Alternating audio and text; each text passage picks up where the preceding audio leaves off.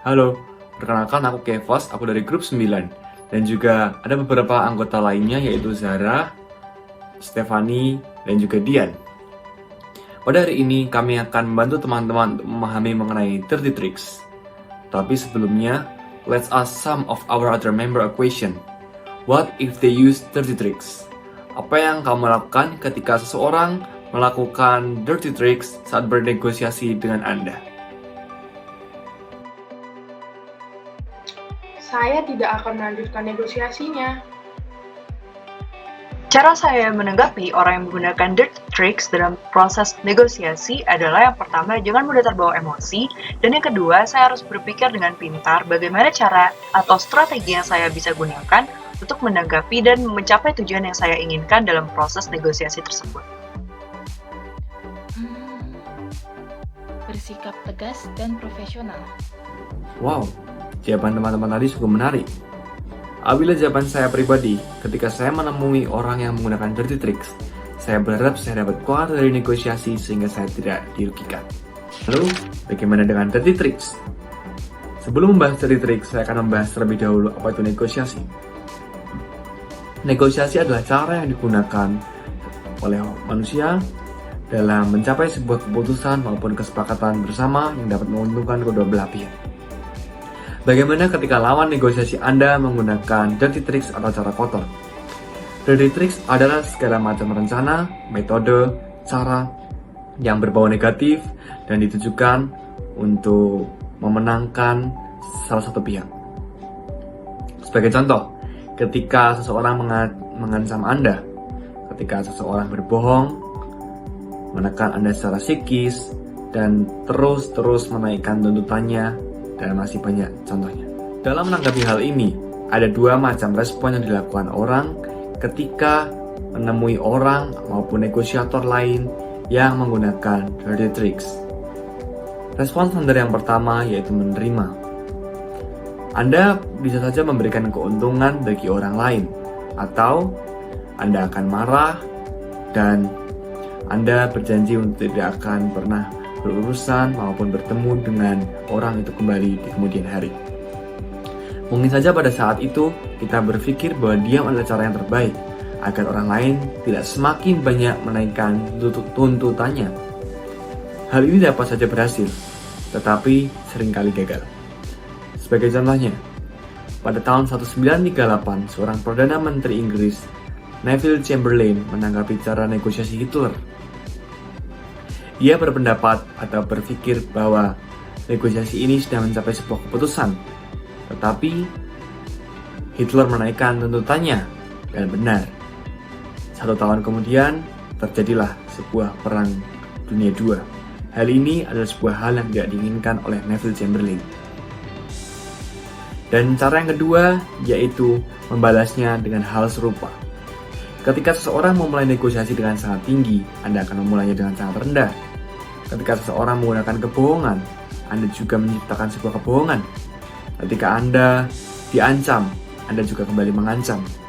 Dan hal ini akan terus terjadi, sehingga salah satu pihak akan menyerah atau negosiasi gagal. Hal ini tidak sah karena tidak memenuhi hukum timbal balik.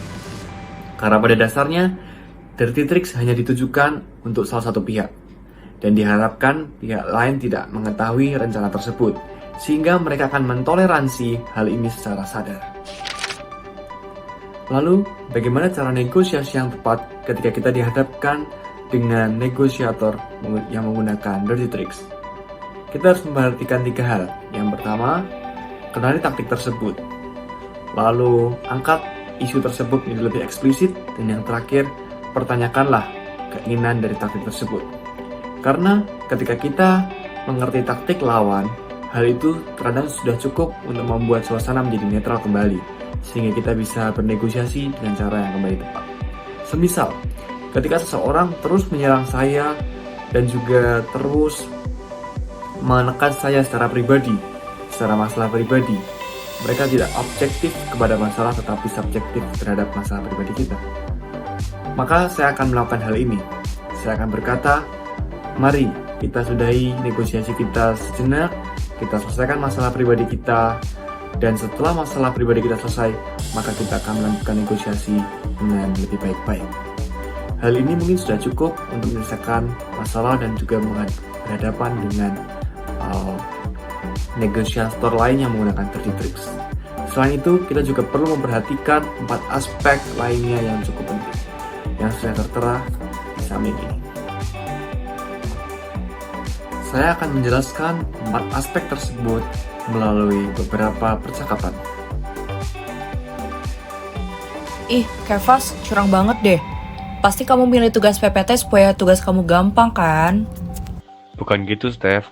Emang aku milih itu gara-gara editingku nggak sebagus kamu. Dih, gak usah bohong deh. Aku tuh udah hafal sama gagat kamu yang kayak gini. Pasti supaya kamu bisa ngerjain tugas yang lain kan dari dosen matkul lain. Ih, bohong banget. Ini tuh banyak banget. Aku gak mungkin kerjain sendiri. Bakalan lama dan ribet banget editingnya. Hai, aku rasa tugas editing ini kalau aku kerjain sendiri bakalan kurang maksimal deh hasilnya. Oh, oke kalau gitu. Sekarang kamu maunya gimana, Steph? Gimana kalau aku minta tolong kamu buat bantu aku sedikit untuk gabungin videonya? Nanti bakalan aku lanjutin kok sisanya. Oke deh. Aku bakal bantu kamu gabungin videonya. Spare people from the problem, yang berarti kita harus terus objektif dan juga memisahkan antara masalah yang dinegosiasikan dengan masalah pribadi kita. Jangan sampai masalah pribadi kita terbawa hingga negosiasi, karena itu akan mempengaruhi keputusan dan juga cara kita dalam bernegosiasi. Hai teman-teman, aku punya buah jeruk nih. Ada yang mau nggak? Aku mau, Zer. Aku mau dong. Aku juga mau dong, Jar. Ya, sayang banget. Aku cuma punya 1. Kayak kalau gitu untuk aku aja sih nih. Aku pengen banget nih. Enggak. Aku juga mau. Sebenarnya alasan kalian mau buah jeruk ini apa? Ya kalau aku pengen makan buahnya sih. Kayaknya panas-panas gini enak deh. Kalau aku pengen kulitnya sih buat dijadiin keripik. Nah, kalau begitu gimana aku akan mengupasnya dan memberikan kulitnya kepada Dian dan dagingnya kepada Kevas. Oke deh, Zer. Thank you ya. Oke, setuju. Makasih, Zar. Focus on interest, not position, yang berarti kita harus terus fokus terhadap akar permasalahan dan juga kepentingan setiap orang, bukan dari image setiap orang. Sehingga kita dapat menentukan mana yang paling penting dan juga mana yang paling tepat untuk bersama. Hai, halo, permisi. Motor yang ini harganya berapa ya? Motor ini harganya 20 juta. Duh, kok mahal banget sih mas? Kalau saya ambil 18 juta gimana? Mohon maaf tidak bisa karena motor ini seharga 20 juta sudah include pajak dan juga servis dan segala macamnya. Gini deh mas. Saya ambil dengan harga 18 juta, tapi nanti saya ngurus sendiri, pajak dan segala macamnya. Gimana? Bisa nggak? Baiklah, deal. Invent option for mutual gain. Ketika kita bernegosiasi, kita harus dapat menawarkan solusi maupun opsi-opsi terbaik agar dapat terjadi sebuah keputusan yang baik juga. Hai Kevas, hai Dian. Aku ingin memilih seorang desainer nih untuk acara kita. Nah, aku ini udah punya 2 kandidat, yaitu Andi dan Budi. Menurut kalian, kita milih yang mana untuk acara kita? Oh, kalau menurutku mending Andi nggak sih, Zer? Karena kata orang-orang tuh dia tuh nggak mahal, baik. Dan juga dia tuh sahabatku, temanku dari SD. Aku kurang setuju sih. Menurut aku, Budi lebih sesuai buat acara kita. Soalnya di CV-nya juga udah tertera kalau dia udah sering desain kayak acara kita. Dia juga udah punya sertifikat desainer loh. Bener sih kata Dian, kalau gitu kayaknya aku akan memilih Budi untuk menjadi desainer acara kita. Karena dia terlihat lebih kompeten dan sudah mempunyai sertifikat desainer. Oke lah, terima kasih pendapatnya teman-teman. Insist on using objective criteria. Ketika kita bernegosiasi, saat kita ingin menawarkan solusi maupun berargumen, kita harus terus mengedepankan objektivitas, sehingga bukti-bukti yang kita lampirkan adalah menjadi sebuah bukti yang objektif. agar dapat menghasilkan sebuah keputusan yang tepat bagi semua pihak.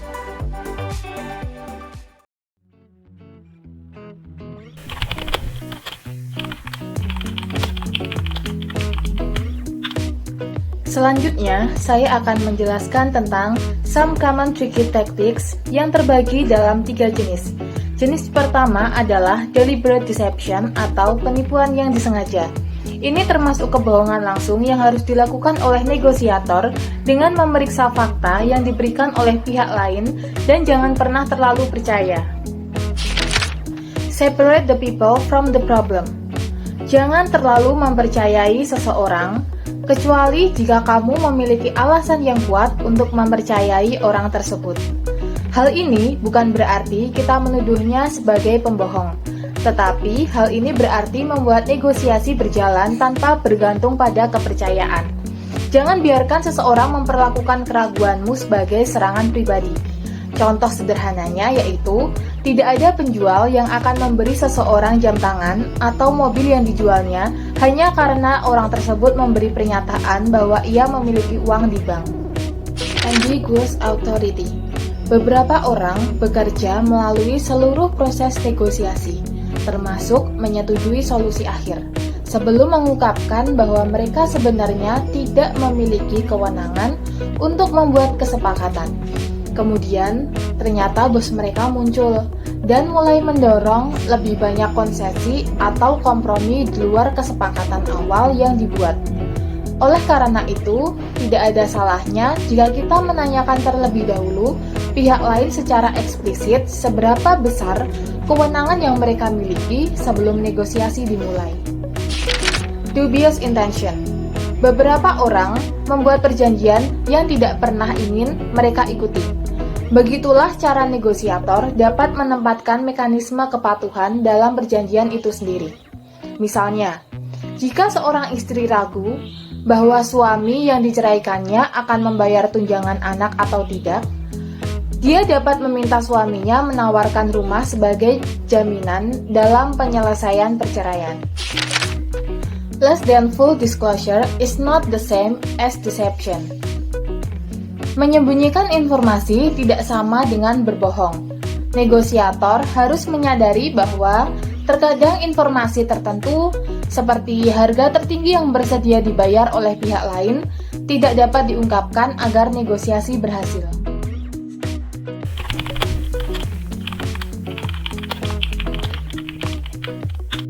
Halo teman-teman, aku Stefani. Aku bakal ngelanjutin paparan materi mengenai dirty tactics dari teman-teman aku sebelumnya. Kali ini aku bakal ngebahas mengenai psychological warfare. So, apa sih sebenarnya psychological warfare tersebut? Psychological warfare merupakan sebuah taktik yang dirancang khusus untuk membuat kita atau alam bawah sadar kita berpikir untuk segera mengakhiri proses negosiasi yang sedang kita lakukan saat itu. Psychological warfare membuat kita seakan-akan gak nyaman akan situasi, kondisi, tempat, ataupun hal-hal yang terjadi di dalam negosiasi tersebut. Ada 4 tipe dari psychological warfare. Yang pertama adalah stressful situation, yang kedua personal attacks, yang ketiga the good guy or bad guy routine, dan yang terakhir atau yang keempat adalah traits. Stressful situation adalah suatu taktik untuk memanipulasi keadaan fisik dari suatu negosiasi. Keadaan fisik tersebut adalah seperti lokasi pertemuan di mana negosiasi tersebut akan dilaksanakan. Apakah itu di wilayah kita atau kantor kita, di tempat atau wilayah lawan kita, ataupun di tempat netral atau public space seperti kafe atau tempat umum lainnya.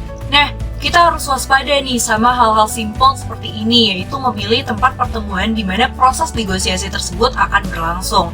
Karena jika proses negosiasi tersebut contohnya dilaksanakan di daerah atau tempat wilayah lawan, maka bisa saja lawan tersebut mudah untuk mengendalikan kita.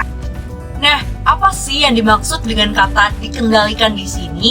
Hal yang dimaksud di sini adalah bisa saja pihak lawan dari negosiasi kita tersebut membuat kita feel uncomfortable atau nggak nyaman dengan situasi sekitar kita, atau mungkin ruangan itu dibuat suhunya rendah, suhunya nggak nyaman, atau tempat duduk kita nggak nyaman. Nah, kita sebagai pihak negosiator atau sebagai orang yang bernegosiasi langsung saja katakan saya tidak nyaman dengan hal seperti ini, karena kita harus suarakan pendapat atau hal-hal yang tidak kita sukai dalam proses negosiasi tersebut agar kita dan pihak lawan sama-sama nyaman dan kesepakatan dari negosiasi tersebut dapat terwujud dengan baik.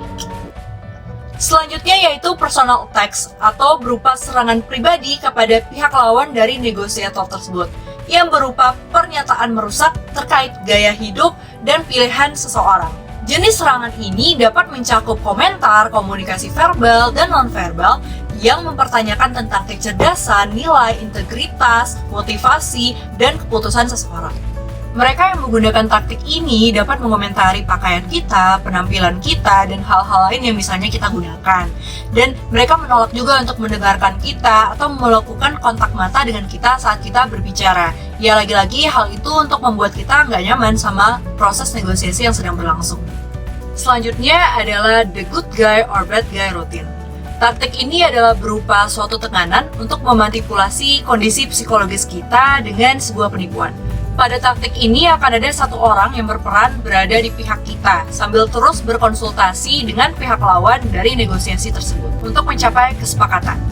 Simpelnya sebagai contoh, saat kita baru membeli mobil ke sebuah dealer, akan ada seorang sales yang berpura-puranya ada di pihak kita. Dia mencoba untuk menawar harga kepada sang manajer dan sesuai harga yang kita minta, tapi dia akan terus berkonsultasi dengan manajer tersebut agar kesepakatan yang nantinya akan terwujud itu merupakan kesepakatan yang emang dari awal direncanakan oleh dealer tersebut. Last but not least adalah threats. Taktik ini merupakan taktik yang seringkali banyak disalahgunakan. Taktik ini berbentuk tekanan dengan cara memberikan ancaman kepada pihak lawan dalam negosiasi, ya yang bertujuan agar negosiasi tersebut cepat menghasilkan sebuah kesepakatan. Namun ancaman ini nantinya akan berujung dengan adanya serangan balasan dari pihak lawan dan akan berakhir dengan hancurnya hubungan antara kedua belah pihak. Penting untuk diketahui bahwasanya seorang negosiator yang baik akan jarang ditemukan menggunakan taktik semacam ini untuk mencapai sebuah kesepakatan yang baik.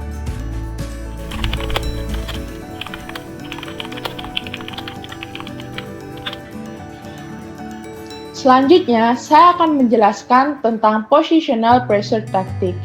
Dirty tricks ini adalah taktik bargaining yang didesain agar bisa mengatur situasi, sehingga hanya satu pihak yang bisa membuat konsensus secara efektif. Berikut adalah beberapa contoh dari positional pressure tactics. Yang pertama adalah penolakan untuk bernegosiasi atau refusal to negotiate.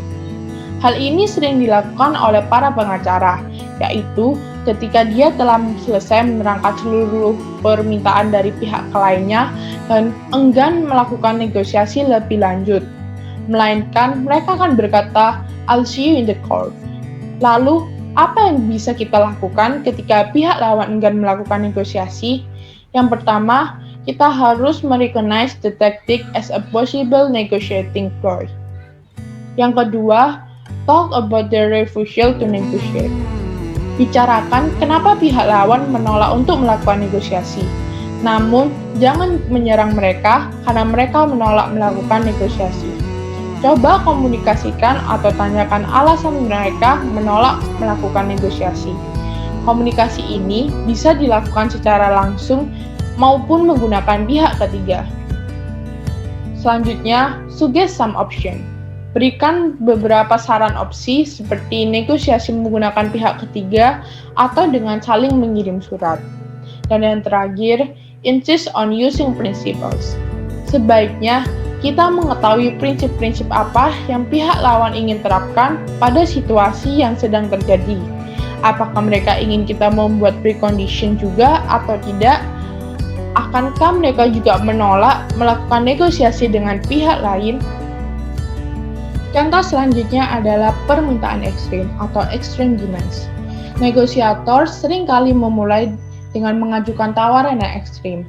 Mereka membuat extreme demand dengan tujuan menurunkan ekspektasi kita. Selain itu, menurut mereka, tawaran awal yang ekstrim dapat memberikan mereka hasil akhir yang lebih baik. Namun, terdapat kekurangan dari extreme demands yang juga bisa dirasakan oleh tricky bargainers, yaitu membuat extreme demands yang diketahui kedua pihak akan ditinggalkan dan merusak kredibilitas mereka. Contohnya adalah tawaran awal yang bisa menggagalkan perjanjian atau deal karena terlalu kecil, sehingga kita menganggap mereka tidak worth bothering with. Apa yang bisa kita lakukan dalam menghadapi these dirty tactics? Pertama, tanyakan alasan yang berprinsip untuk membenarkan position atau tawaran mereka sampai hal itu juga terlihat konyol bagi mereka. Contoh selanjutnya adalah escalating demands. Seorang negosiator dapat menaikkan salah satu tuntutannya atau demand-nya untuk setiap konsesi yang dia buat pada orang lain. Dia mungkin juga membuka kembali masalah yang menurut kita telah diselesaikan. Tujuannya adalah mengurangi konsesi secara keseluruhan dan mempengaruhi kondisi psikologis lawan, sehingga membuat kita ingin menyetujui secepat mungkin sebelum dia meningkatkan tuntutannya lagi. Hal yang bisa dilakukan ketika kita menemukan seseorang yang melakukan dirty tactic ini adalah call it to their attention, dan mungkin istirahat sejenak sembari mempertimbangkan apakah dan atas dasar apa kita ingin melanjutkan negosiasi. Dengan begitu, kita bisa menghindari membuat impulsive decision atau keputusan impulsif yang terburu-buru, dan jangan lupa untuk insist on using principles. Contoh selanjutnya adalah rekan yang keras hati atau hard-hearted partner. Trik negosiasi ini sering digunakan untuk membenarkan ketika lawan kita tidak menyetujui permintaan kita. Mereka akan menolak permintaan kita dengan mengatakan bahwa dia secara pribadi tidak akan keberatan, tetapi rekannya yang keras hati tidak akan membiarkan atau mengizinkannya. Apa yang harus kita lakukan ketika kita menghadapi these dirty tactics? Yang pertama adalah merecognize these dirty tactics. Daripada melakukan diskusi lanjut dengan lawan kita bisa meminta persetujuan mereka untuk menggunakan prinsipal yang terlibat. Lalu, jika memungkinkan, berkomunikasi langsung dengan partner yang keras hati tersebut. Selanjutnya adalah a calculated delay. Seringkali, satu pihak akan berusaha untuk menunda membuat keputusan sampai waktu yang menurut mereka menguntungkan. Ketika hal ini terjadi dan kedua belah pihak akhirnya saling menunggu waktu yang tepat, akhirnya menjadi a high cost game. Apa yang bisa kita lakukan ketika menemukan taktik ini? Selain membuat taktik ini menjadi eksplisit dan menegosiasikannya, kita juga bisa mempertimbangkan untuk menciptakan a fighting opportunity untuk lawan kita. Misalnya, ketika kita mewakili suatu perusahaan yang menegosiasikan merger dengan perusahaan lain dan mereka menggunakan these dirty tactics, kita bisa mencoba berbicara dengan perusahaan lainnya atau perusahaan ketiga. Jelajahi kemungkinan perusahaan tersebut menjadi pengganti perusahaan sebelumnya. Carilah kondisi objektif yang dapat digunakan untuk menetapkan deadlines yang kredibel, seperti tanggal rapat wali tahunan atau tanggal sebuah kontrak berakhir. Contoh selanjutnya adalah take it or leave it. Ini adalah metode yang efisien untuk melakukan bisnis, tetapi tidak untuk bernegosiasi. Tidak ada yang salah ketika kita bermaksud untuk menyimpulkan negosiasi yang sudah berlangsung cukup lama dengan mengucapkan sesuatu yang lebih sopan, tetapi memiliki arti yang sama, yaitu take it or leave it. Yang terakhir adalah lock-in tactics. Taktik ini diilustrasikan oleh Thomas Schelling dengan contoh terkenalnya tentang dua truk dinamit yang meluncur ke arah satu sama lain di jalan satu jalur. Itu adalah contoh dari taktik komitmen ekstrim yang dirancang untuk membuat lawan kita menyerah. Paradoksnya, kita memperkuat posisi bargaining kita dengan melemahkan kendali kita atas situasi tersebut.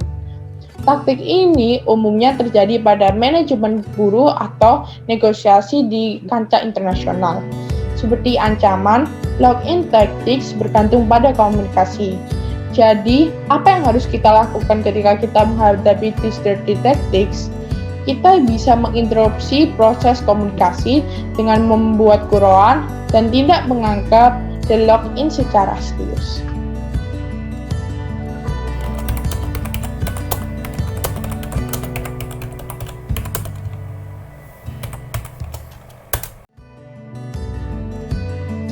Itu tadi berbagai dirty tricks yang sering ditemukan dalam bernegosiasi. Bisa jadi sangat membantu atau bermanfaat ketika pada awal negosiasi kita berkata, "Dengar, saya tahu ini mungkin tidak biasa, tetapi saya ingin tahu aturan permain yang akan kita mainkan." Well, apakah kita akan mencapai kesepakatan yang bijak dan cepat dengan sedikit effort yang paling memungkinkan? Atau kita akan bermain hard bargaining yang mana orang yang paling keras kepala itu yang akan menang? Apapun yang kita lakukan, kita harus bersiap untuk melawan tricky bargaining tactics. Kita bisa menjadi setegas mereka atau bahkan lebih tegas. Ingat, lebih mudah untuk mempertahankan prinsip daripada taktik yang tidak sah. So, jangan jadi korban.